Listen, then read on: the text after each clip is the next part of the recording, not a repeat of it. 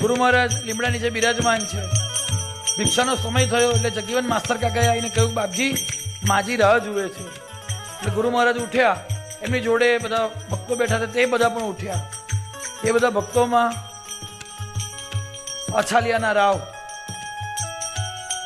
ગુરુ મહારાજ આગળ આગળ ચાલે છે ને થોડાક છેટા રહીને પાછળ ચાલે છે.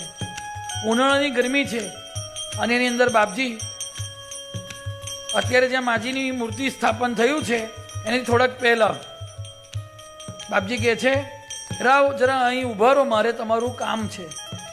અને બાપજી ભિક્ષા લેવા જતા રહે છે.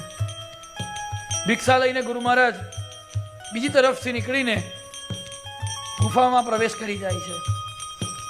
આ વાત છે સવારના 10 સવા 10ની. અને જ્યારે બપોરે 3 વાગે ગુરુ મહારાજ ગુફામાંથી નર્મદાજી જવા માટે બહાર નીકળે છે ત્યારે એ જ ધોમ દીકતા તાપની અંદર ઊભા છે, એ જ જગ્યા ઉપર. અને બાપજી શું કહે છે ખબર છે?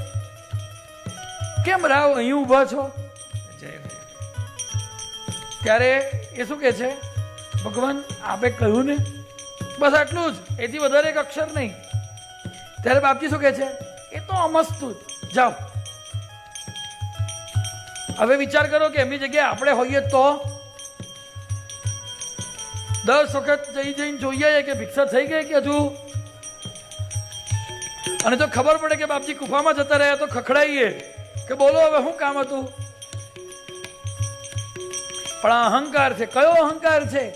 કે મારા ગુરુએ કહ્યું અહીંયા ઉભો રહે એટલે ત્યાંથી હલવાનું નહીં. કોઈના મગજમાં ના બેસે કે ભાઈ આવું થાય.